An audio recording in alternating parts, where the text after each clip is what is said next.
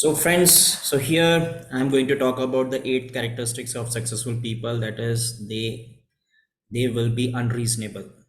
Be unreasonable.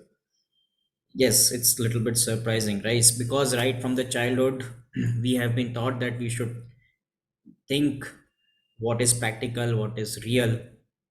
There should be some reason behind any thought or any work which we are doing. But successful people are beyond any reason. They are unreasonable.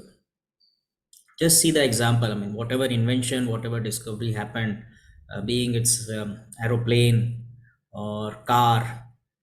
So at one moment of time, the people, they thought beyond the reality, beyond any reason, beyond any logic. Then only they have become successful in doing the discovery and changing the entire world. So this is the characteristics. This is one of the characteristic which the successful people they possess.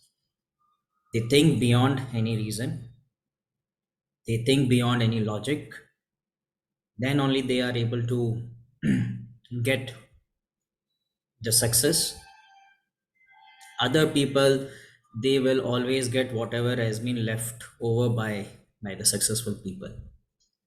So think beyond region, beyond reality, beyond logic, if you want to be successful.